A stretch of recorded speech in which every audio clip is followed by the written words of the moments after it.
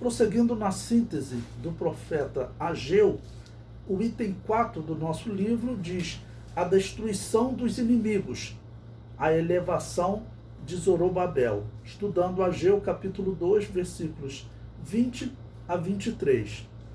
Separei aí o versículo 22 que diz: e derribarei o trono dos reinos.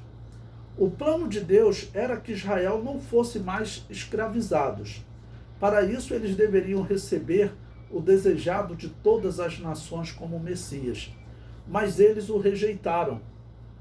Rejeitaram Jesus. Por isso, essa profecia de Ageu ainda não se cumpriu.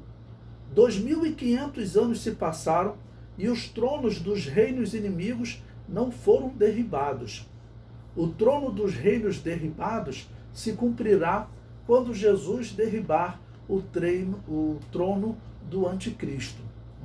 Então Deus anunciou isso a Zorobabel, e Zorobabel, ele simboliza o que ali? Ele simboliza os descendentes de Davi. Os judeus, eles um dia terão um rei verdadeiro. No versículo 21, Deus falou através do profeta: farei tremer os céus e a terra. Essa é uma evidência de que estamos falando aqui da grande tribulação. Por quê? Se nós abrirmos no Apocalipse, capítulo 6, versículo 14, diz o seguinte: e o céu retirou-se como um livro que se enrola, e todos os montes e ilhas foram removidos do seu lugar. Então o profeta Ageu disse: farei tremer os céus e a terra. Então, o momento da grande tribulação, o momento que o anticristo se levanta, faz uma aliança com muitos por uma semana, engana inclusive Israel, está se aproximando o momento em que o reino de Deus também será estabelecido. Por isso, no versículo seguinte, o versículo 22, Deus também diz: derribarei o trono dos reinos, ou seja, todos os reinos que existem no mundo hoje serão derribados. Tá bom? Vamos lembrar Apocalipse capítulo 11, versículo 15, que diz: e tocou o sétimo anjo a trombeta, e houve no céu grandes vozes que diziam: os reinos do mundo vieram a ser de nosso Senhor e do seu Cristo, e ele reinará para todo sempre. E agora o profeta termina no versículo 23 com uma promessa interessante. Olha: e te farei como um anel de selar, ou seja, Israel, porque a profecia não é específica para o homem Zorobabel, mas Zorobabel ali como príncipe, como descendente de Davi, representava, tá bom, o governo de Israel, o reino de Israel. Então, o que significa um anel de selar? O homem poderoso de um reino, quando ele fazia um documento, uma carta, ele pegava o seu anel e lançava sobre uma tinta, selando aquele documento, ou seja, aquele ali era o símbolo da autoridade que escreveu aquele documento, tá ok?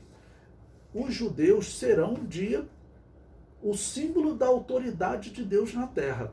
Isso vai se cumprir depois da grande tribulação, quando eles se convertem, Deus os livra do anticristo, né? Se convertem no fim da grande tribulação, Deus os livra do anticristo, então se cumpre a promessa, porque durante o milênio eles serão os representantes de Deus aqui na terra.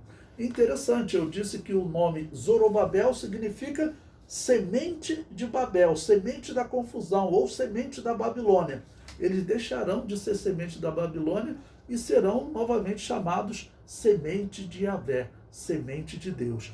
Hoje nós estamos vivendo um momento no mundo que os tronos, né, como o profeta usou aqui, eles estão brigando por poder. Nós temos um país simbolizado num dragão. Hoje é dia 24 de março.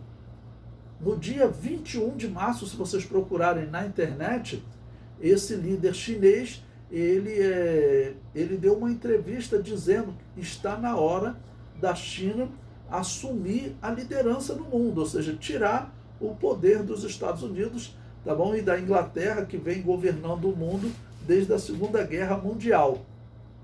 Essa briga por poder ela durante o milênio, nós poderíamos dizer, chegou a hora do povo de Deus, naquele momento Israel, assumir a liderança do mundo. Essa briga entre a China e os Estados Unidos certamente é uma preparação para a manifestação do anticristo.